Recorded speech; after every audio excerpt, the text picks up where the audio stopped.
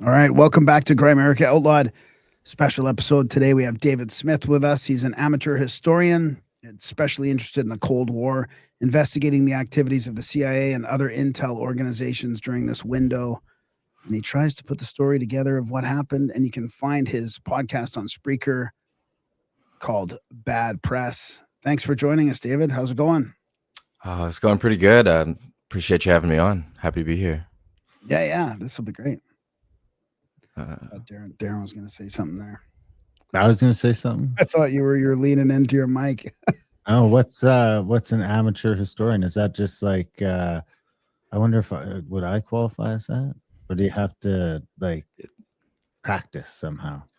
I'd say it's a pretty loose qualification. I think you could earn the amateur historian. It basically, like, what I take it as is I studied history in school. I have my undergrad in history, but I don't really do anything with it. I'm working as an electrician now, so but I still love to research on the side. I mean, that's always been kind of like really my biggest hobby. So trying to get engaged with it, kind of with the podcast that we're doing, and then have kind of write some different articles and stuff, and try and get as many kind of perspectives as I can. But some of the topics, they're pretty huge, so it takes a while. But it does take a while to parse them out. Yeah, it seems like you have some training though.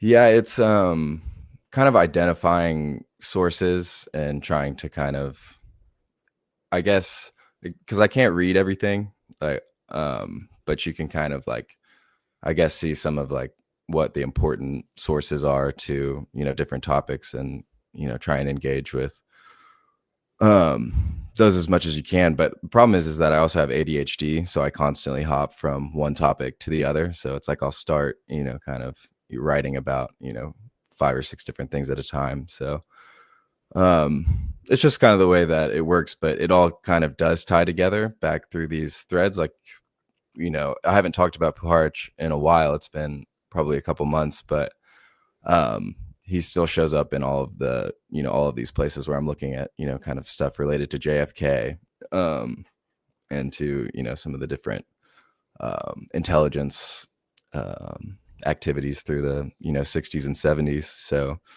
he's a really interesting character, Andrea Puharich, and that title, The Wizard of Edgewood, is a very I think that's a pretty accurate depiction of kind of who he was. He was a bit of a wizard.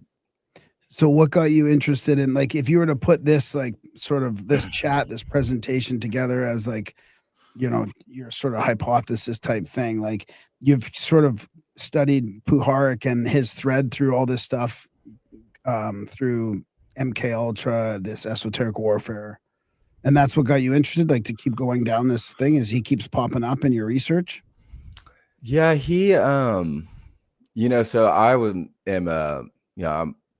a fan of Brothers of the Serpent podcast. Oh, okay. So you know Marty. Yeah. I was going to mention that. Okay. Yeah. And that's listening to, and I had not really engaged with the UFO topic a ton before listening to Marty's kind of series. And he, references Andrea Puharich. And Andrea Puharich is very tied up in kind of that UFO lore of the 50s. And later when he gets involved with Uri Geller, I mean, he's, talking to extraterrestrial intelligence, who are in an invisible spacecraft above Israel. So it's like he was there in the 50s, and then, kind of shows back up in the 70s a couple years later with, some of this, more of this kind of UFO mythos. And so when I started looking into that, I've been interested in kind of hallucinogenic experimentation by the CIA for a while. And Puharich very quickly shows up, and there's MKUltra and there's Project Artichoke, and they're kind of two parallel programs within the CIA. And it looks like Puharich was kind of allied with, or working for, the faction that was part of Artichoke, and they were working out of Fort Detrick in Maryland, which was the chemical weapons and the biological weapons research center for the United States military, and had been, during World War II immediately previously. And then they hosted all of this kind of paperclip, kind of science that went through there, and then this hallucinogenic research. And so, he's at Edgewood in the 50s conducting these experiments.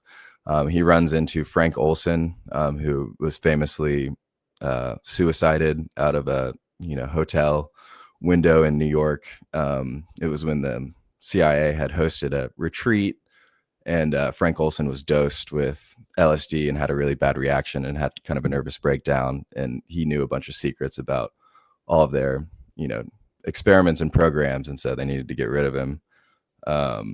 So he was there with that guy, and he was very involved with that. But then he kind of drops off the map. And then kind of during the 60s, he's doing weird stuff. But he shows back up with Uri Geller, and he shows up with Hal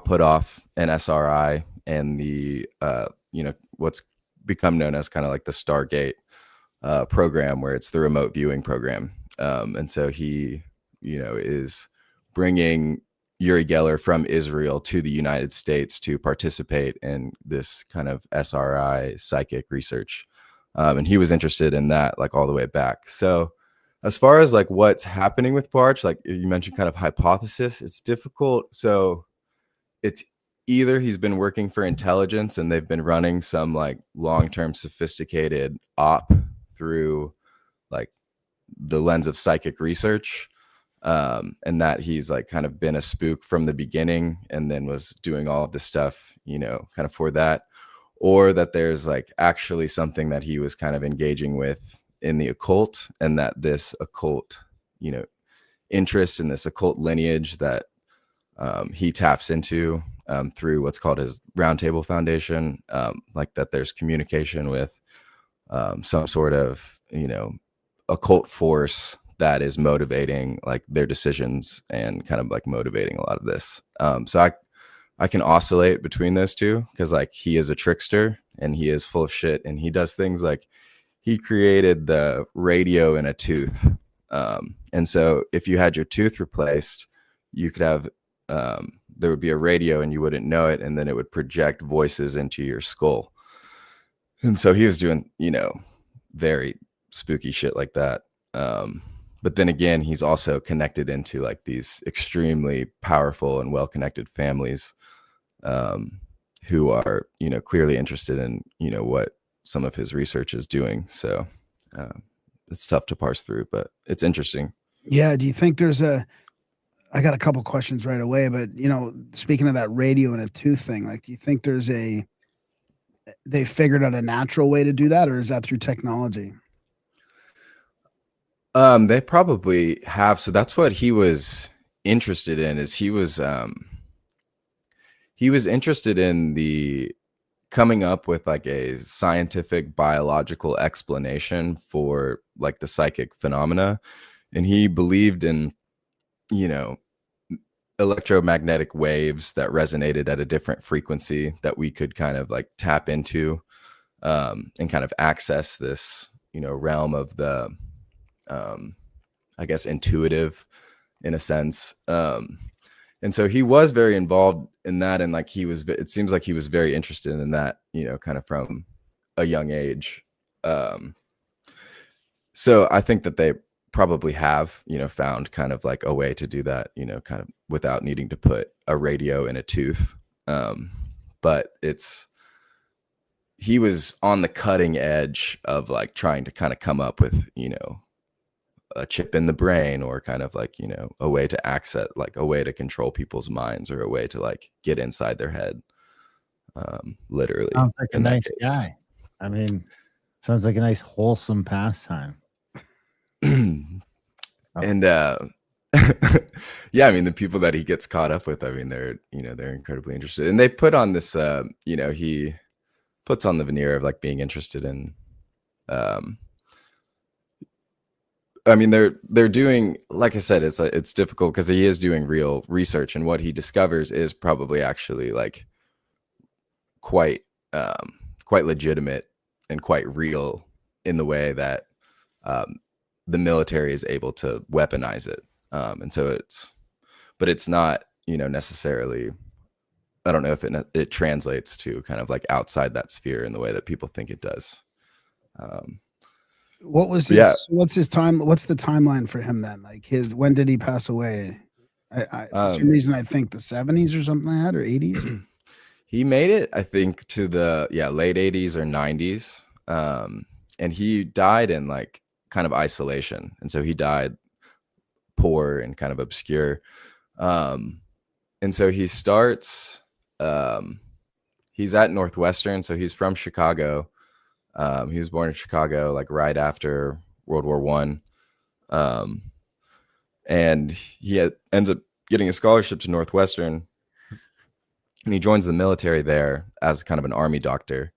And so but he doesn't, there's conflicting reports as to whether he serves overseas or not. And that's actually interesting because the reports I have seen that show he did serve, actually, kind of deploying over to Europe, is that he served at Nuremberg and was involved with kind of like working in the hospitals with, people who could be, it's just interesting given his connections to Paperclip later, that he may have been over in Germany in 1945, like right when some of that evidence of their experimentation was being revealed. Well, what's he doing over there then? Isn't he an ally? The ally but they're, very quickly, the United States is seizing, kind of Nazi military bases and converting them into their own, and then using kind of some of these, the Nazis, it came out that they were using mescaline to try and interrogate different prisoners of war that they had, and so immediately the United States turns around and starts the first hallucinogenic experiments that we know of are conducted on German soil, and it's organizations like the CIA kind of deploying mescaline on Nazis and Soviets that they would have, kind of in prison. And so he has, but there's some people who say he didn't go over to Europe. So I don't like to put a ton of emphasis on that, but it's also interesting given he becomes wrapped up in intelligence. Like he works officially for the CIA in 1954, but it looks like he was involved in the Office of Naval Intelligence as early as like 1947 or 1948. And the Office of Naval Intelligence, prior to the CIA being formed, was the primary intelligence organization and, interested in some of these hallucinogenic studies. So they had something called Project Chatter. And there was another one called Project Pelican. And so they were doing the same kinds of hallucinogenic experiments, and he gets surrounded by the Office of Naval Intelligence while he's working with what's called the Roundtable Foundation. And so that's murky of when he gets officially involved with intelligence, but to me, it seems pretty early. And then, I mentioned that. So that's like when he starts officially working for the CIA, that's mid 1950s. And then Uri Geller is like mid 1970s.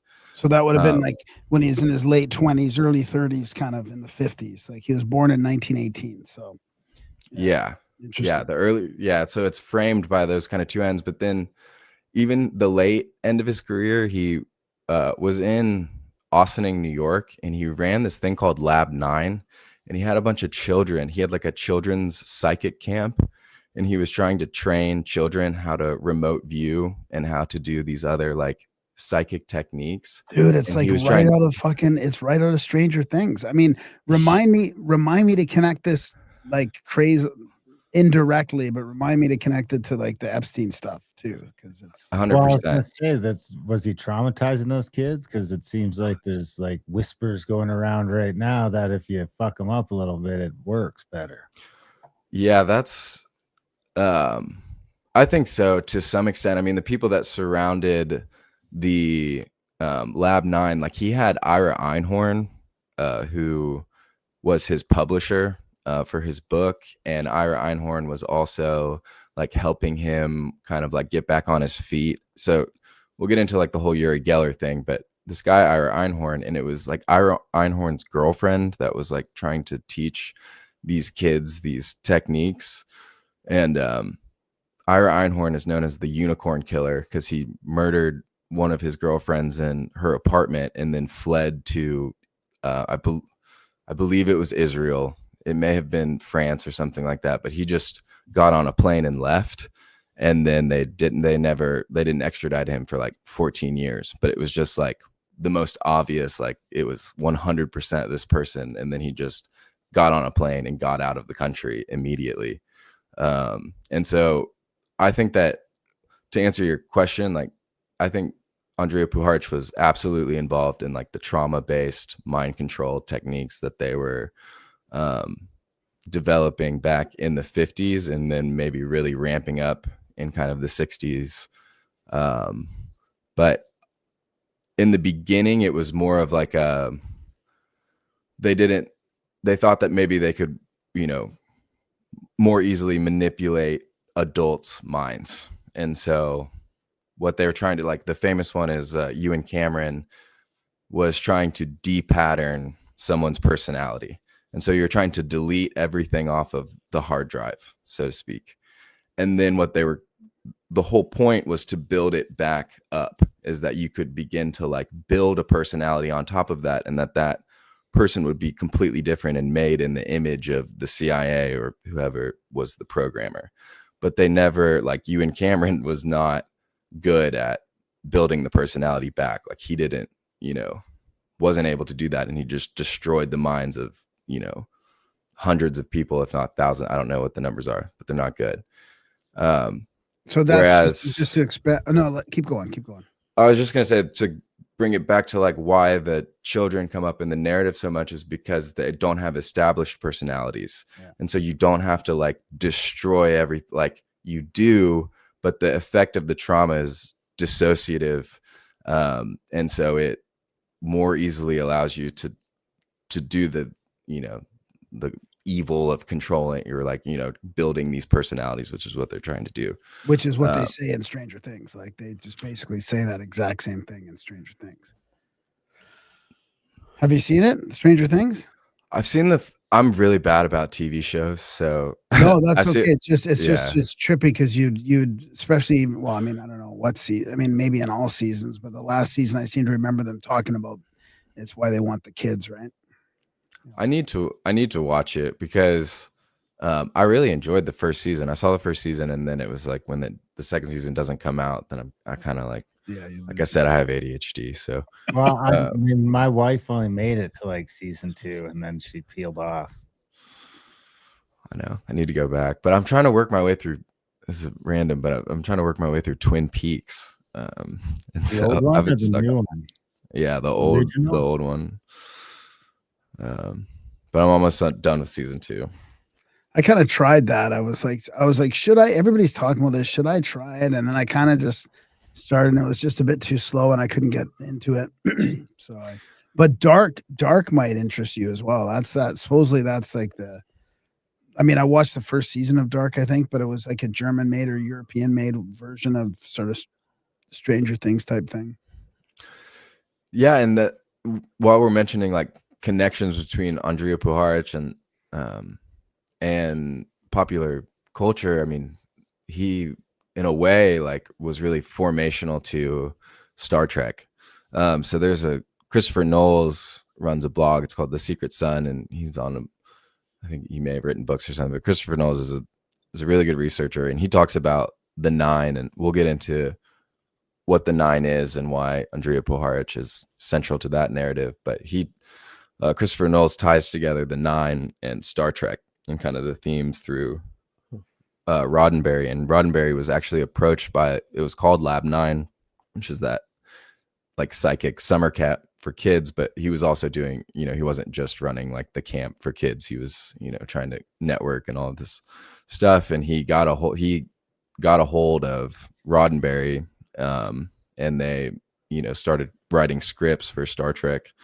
And Roddenberry kind of like adapted them, but this, once you see it, it becomes very obvious that this is actually kind of everywhere. Didn't Roddenberry join one of his meditation circles or classes or experiments or something like that? Yeah, because and that's what it was. He probably came to New York because Roddenberry was in Great Britain, and he approached him, and I forget the name of the race car driver, but it was like a former race car driver that was super into Puharich and like super into like the consciousness stuff and probably Arthur Young stuff, and we'll talk about Arthur Young. But like they got in touch with this guy, and he had a contact at like the BBC to get to Roddenberry, and Roddenberry I think was in a bit of trouble, kind of career wise. Like he was in a slump and needed, you know, was looking for an opportunity, you know, someone to be interested in, you know, helping him with his work. But I'm sure that it would not surprise me at all if Roddenberry had gone to Austin, New York, to Lab 9 and kind of like for a weekend or whatever, you know, kind of. Wasn't that one robot named 7 and 9? Is that like a throwback to Project 9 or whatever? Oh. And Deep Space Nine, even maybe. Yeah, Deep Space. I have those notes somewhere. I'm not like a Trekkie, but I did do, because people were interested in it, and there's a lot of themes in that one. But like I said, the place, like Christopher Knowles has like a 10-part series on it or something like that. So it's really good. I recommend, if people are interested in that, to go check him out. But I guess to start talking about that, really though, to begin understanding that, I guess we have to go back and talk about what the 9 is, and kind of what the Round Table Foundation is. So have y'all ever heard of the Round Table Foundation? Yeah. We've had Knowles on a couple times. I would love his work. Plus I've listened to Marty's stuff as well. So yeah.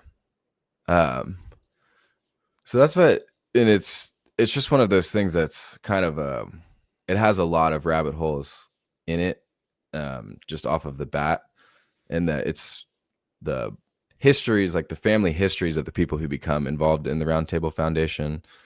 That's some of the stuff that I get really excited about in terms of researching. But so we talked about how maybe he was involved in some intelligence organization, like maybe involved in the Office of Naval Intelligence. But he has a kind of a traditional medical career in the United States. He graduates from Northwestern, and immediately upon graduating like medical school, he's taken under the wing of a very successful neurologist, and that was his field of study, was neurology.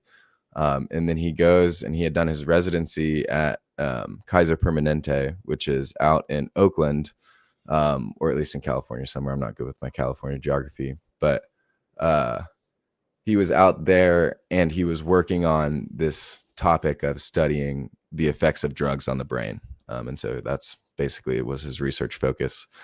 And when he gets out kind of into the world, he has this theory that we were talking about earlier about how it was kind of, there was this sixth sense, and that there was this kind of electromagnetic wave that was on that spectrum, that wasn't kind of immediately perceptible, but with the correct training or with the correct kind of scientific tools, like we could kind of discern that. So he's into parapsychology, and parapsychology back in the late 40s and 50s was, I guess, much more mainstream than it is now. Like the mainstream just derides it and, makes a mockery of it now. But back then they were intimately kind of connected, and they were linked, and a lot of people were like, that were influential, believed in kind of these parapsychological phenomenon.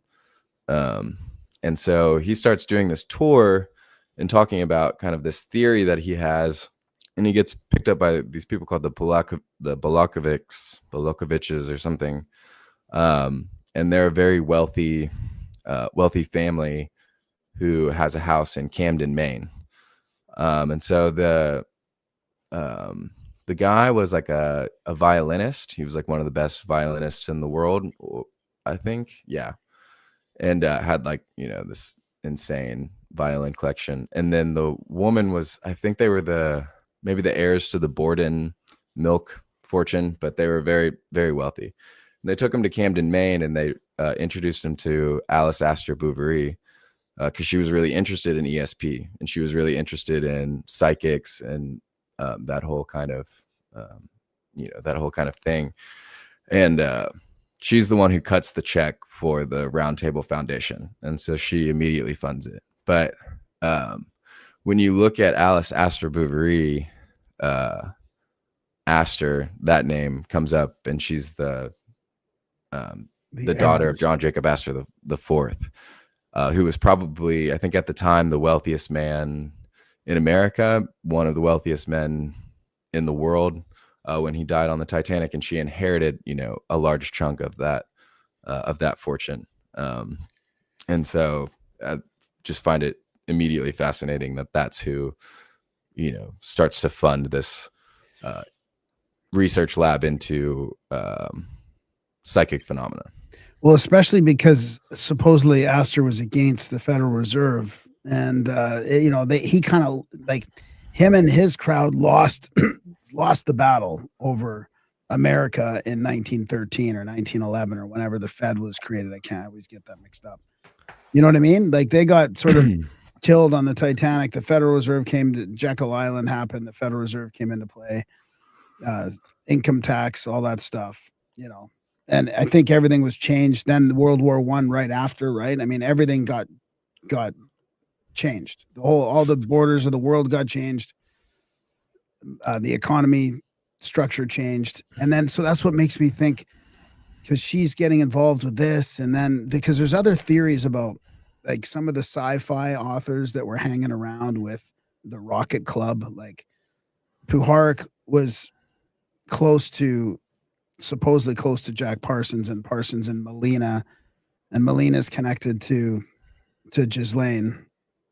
We can talk about all that, but there's a theory that, like, the FBI investigated those sci-fi guys because the FBI was bad, right? The sci-fi guys were writing about a new order, like a new type of world, right? Which didn't fit with what was going on in America at the time. And the FBI was like the foot soldiers of the regime. So it makes me kind of think, was there another side to this whole thing with Astor and with these sci-fi guys trying to, bring about a better reality than what was happening at the time? Well, what's interesting about John Jacob Astor IV too, like mentioning kind of science fiction and the role of fiction, is he wrote a book called A Journey to Other Worlds in 1884.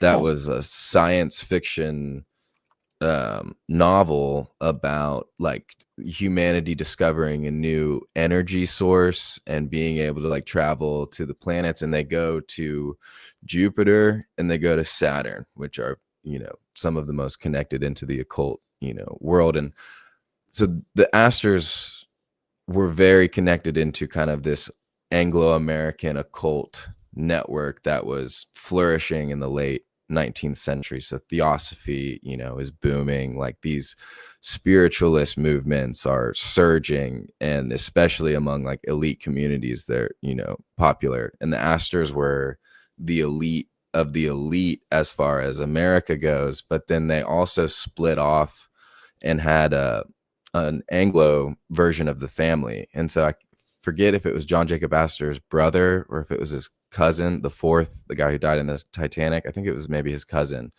They had a rivalry in New York, and one of them built the Waldorf Hotel and the other one built the Astoria. And so they had rival hotels, and it was the Waldorf Astoria. And the Waldorf Astoria is, like, I mean, everything happened there. I mean, that's where Tesla was living. It's where, I think that's where the FBI, raided, kind of raided his apartment. But so much has happened. Like, when there was, like, the pro-Nazi movement was really prominent out of the Waldorf Astoria. Like, they had German spies arrested there and, like, all kinds of stuff for giving speeches. But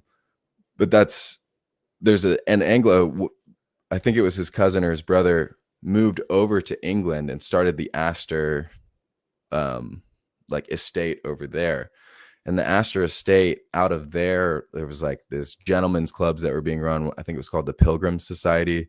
And the Pilgrim Society formed, like, it evolved into something called the Round Table Foundation, or the Round Table Group is what it was called, which is what Puharich and what Alice Astor Bouverie would name their psychic research center. So there's a link in the Astors between the name Round Table, and obviously that harkens back to, like, Arthurian legend, and that's big in Knights of the Round Table and all that kind of thing.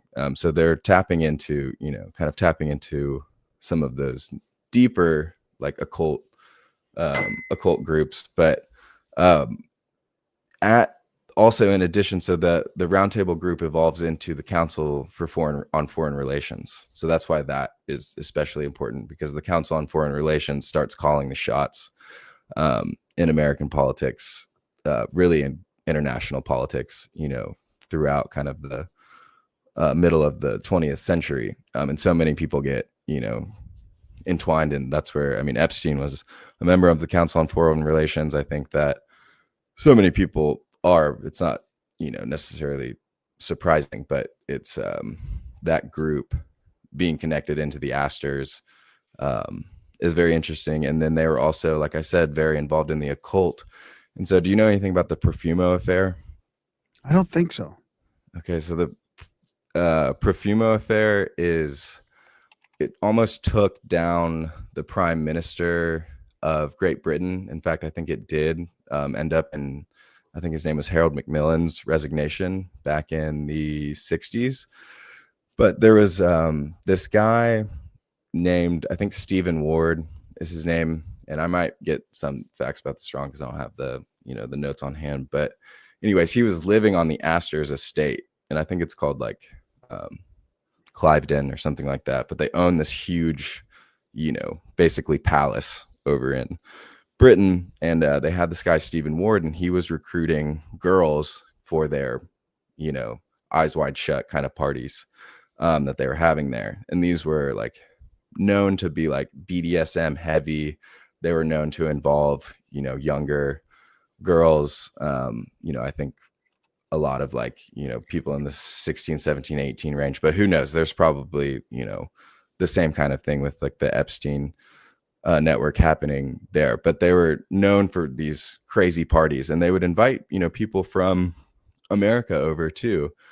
And another connection to the Epstein, which I haven't dug into yet, but it's the Getty family. And the Getty family was prominent over there, and Getty shows up in, these Epstein files. But that's kind of an aside. Point is that Stephen Ward was recruiting these girls, and there was like high ranking members of the British government and British intelligence, like at these parties. And they had recruited this girl, and I forget her name. Christine Keeler is her name. And Christine Keeler was sleeping with a member of the British government. It was a member of Macmillan's cabinet, I think. And she was sleeping with him, but there was a Soviet agent that was floating around that they knew was from the Soviet Union, but he was kind of working back channels or something. But, he was in a position to get kind of invited to like these parties, and Christine Keeler slept with him. And it became like widely known in kind of these, circles that a member of Macmillan's cabinet had slept with the same woman that was sleeping with a KGB agent. And so it was this explosive accusation in like the middle of the Cold War, and it was Labor was the one who was in charge of the government. So everyone was going to call them communists anyways, which, maybe some of them were, but this all happened at the Astor's estate, and it like the investigation and kind of like the fallout from it revealed this network of basically occult sex parties among the elite, and like, these sordid activities that they were involved in, and basically like these, prostitution of like younger girls, and, drug use, and kind of all of this sort of thing. And, it's connected into the upper echelons of the, British society. And so it was a really big deal in the 60s. And it's one of those things that's forgotten about. But there was also like the reason that it shows up, it shows up in this story because of the Astors, but it also shows up in Epstein because this is the kind of, there was a sex blackmail operation that was going on. British intelligence, like they were the original, not I'm not going to say like the original, but they were the spy masters. I mean, MI6 and MI5 had been around well before the CIA, well before like American intelligence organizations had gotten off the ground. And they were running, William Stevenson was running sex blackmail operations in New York before the United States entered the war. And he was running the blackmail operations to pressure American political leaders into entering the war, on behalf of Britain. And so he would target, these people who were isolationists, and then he would get them in a honeypot, and then all of a sudden they wouldn't be isolationists anymore. And so this Profumo affair, there was a sex blackmail operation that MI5 and MI6, and then obviously the KGB is known for that too, but they were all kind of running these sex blackmail operations. And then later we see Epstein kind of show up seemingly in a similar role, which it almost seems like those blackmail operations have to get worse and worse as time goes on. They have to evolve as like now framing somebody for sleeping on their out of their marriage, out of wedlock, you know what I mean? Sleeping with somebody, cheating on her wife that's a really good point. It's not going to do it anymore, right? And then gay sex is not going to do it anymore. Now it's like fucking eating kids, it's gotten to that point. Allegedly. What's interesting is it's the No Agenda guys say that's everyone's pointing at Mossad, but they're thinking that Epstein's more likely MI6, and that's the reason we're all looking at Mossad. If he was actually Mossad, we'd be looking someplace else. I mean, you got Robert Maxwell is British intelligence and Mossad, and obviously Ghislaine is Robert Maxwell's daughter, and Epstein seems to be a protege of Maxwell. I think they're actually extrapolating it out to say that Mossad, all of Mossad is sort of a extension of MI6 to where everyone looks at it as being the CIA is running everything. It's actually sort of backwards of that, and it's MI6 that is sort of the main player, because the CIA is sort of new, whereas MI6 has been getting its tentacles into all these Commonwealth countries for hundreds and hundreds of years. And the British Empire created Israel, they say. Yeah, exactly. I mean, that's from what I've seen, and there's a lot more research that I need to do, kind of into that, but I've seen the same, I would say too. I've seen the same kind of research, and it's the CIA works with Mossad and British intelligence. This is the America's greatest ally. This is the relationship, and there's a lot of sharing, but there is competition within those intelligence organizations, and there's, intrigue, and there's double agents and triple agents, and, all that sort of thing. But this is that point about MI6 and MI5 having been kind of the spy masters, and the British being the spy masters in the world. I mean, that's 100% true. And, I think that they were in a difficult position with Israel and Palestine, because they had occupied Palestine, and, there was a lot of competition within Great Britain about what should happen with a creation of the state of Israel. That being said, as they adapted, kind of to post-war, their shift went from this massive colonial empire and having this huge navy to having strategic intelligence operations. And the British also pioneered special operations. So their special operations network, they decided to downsize the military, but really focus on, these super, basically super soldier programs. And that involved a lot of they were all over the Middle East. And they used the CIA to accomplish what they wanted, and, kind of the best example of that is Iran. The British came up with the plan to topple, his name was Mossadegh. He was the Iranian prime minister, and he wanted to nationalize the oil, and he did nationalize the oil, and it took it away from the Anglo-American Oil Company, which is now British Petroleum. So he took it away from BP and gave the profits to, the government in Iran. And the British weren't strong enough at that point, because they had been decimated by World War II. They weren't strong enough to, execute the plan. So they recruited the CIA, and the CIA did it. And the CIA secured American oil companies with 40% of the profits. And so that's a really good, and, I'm sure that they would have been, staging a lot of these operations in Israel, because Israel is the centerpiece of, their Middle East operations, and has been. And so that might be the reason Israel's there, because they just needed a place to fuck around. Is it you used to be able to just go to this little mansion out in the middle of nowhere, and it was fine. And then that's not fine anymore. So then you had Israel, this place in the middle of the desert, and that was fine. And then, that's not fine anymore. So now they just got a private island down in the Caribbean where that's not fine anymore. I mean, maybe it is. There's probably a bunch of islands we don't know about. That's why they're letting this one burn. They probably had a new island fired up before this one even came into play, like I'm in there, like their yachts are, there might be like floating cities on, somewhere out in the middle of the Pacific Ocean that like, we don't really know about that they built. No law out there, right? They can do whatever they want. We were just reading a thing about let me guess. Puff Daddy. Oh, okay. P. Diddy got his blood boy was doing a show saying that they used to go down to Florida, get on a boat, go like 12 miles offshore where there was no laws, and do these weird blood transfusion things. I thought you were going to say that Ghislaine got a boat given to her with with an empty hull that you could fit a submarine in, and it was a submarine that she got her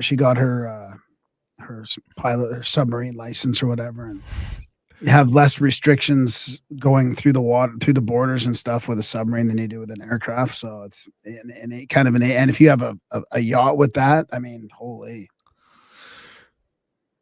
And I mean, they had the money to seemingly do whatever they wanted. It was just an unlimited supply. So it's, if you wanted to go travel around in a submarine, it was, there was no problems, with it. And and I know it gets off track, but it looks like Jeffrey Epstein was pretty into the transhumanist movement and pretty tied into kind of these a kind of AI tech cult kind of networks.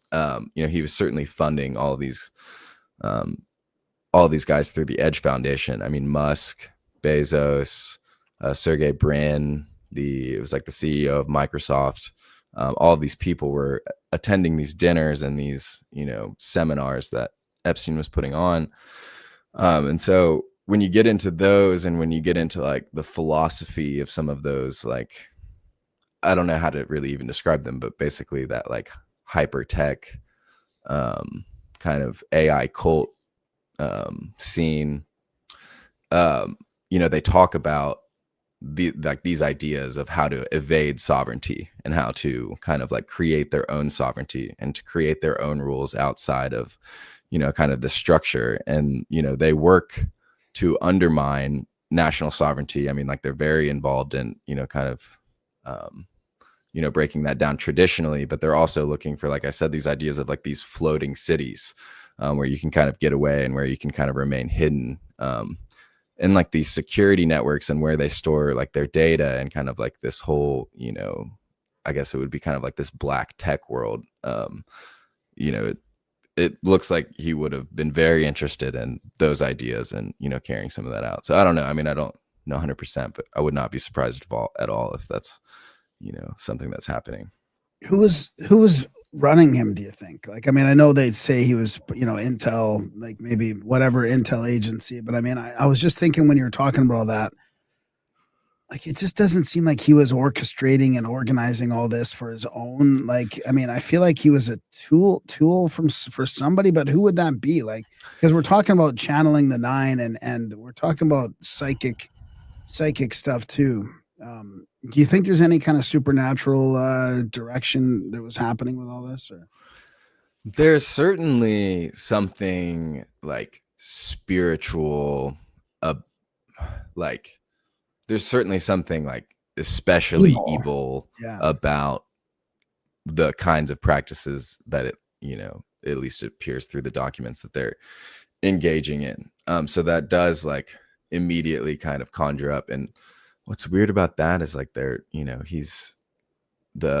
looks like all of these major atheists or whoever that he was funding and like the evolutionary biology world are putting out this narrative of like this godless world, and that, we're just the products of like stardust, accidentally coming together or whatever. It looks like he's funding them, but then behind the scenes, it looks like a very different picture of what, some of these people kind of believe or at least practice. And so, I mean, I've seen like the idea that he was kind of a Luciferian, And a lot of those like, you know, kind of ring true, but it's difficult to get into like exactly what,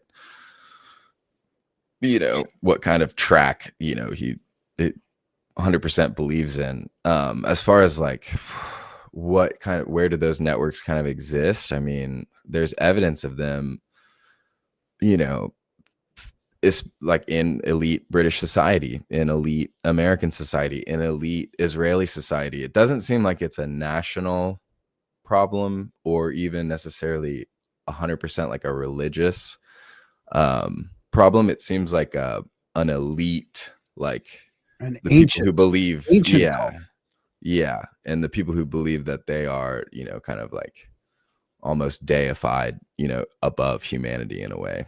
Yeah. And so that thread, like, that's why I like do like to scale back from the Israel thing a lot, because it's like, okay, well, there's a lot going on here, and there's, you know, it's not just in Judaism where this thinking, you know, kind of exists. Like this exists in Catholicism, this exists in Protestantism, this, you know, does exist in like Islam and all of these other religions as well. Well, In the occult, we're gonna jump into the second half of the show and start to unpack some of this stuff. I do have some questions I have some real World War II questions I want to start to dig into in the second half. Of course, people can sign up grammaticoutlawed.ca, but yeah, let's continue on that thread first before we get into the deeper stuff. Which thread? The one I just interrupted about The prior. the religious, sort of the religious cult type thread. Yeah. Yeah. Do you have anything else on that, David? Besides it being like the traditional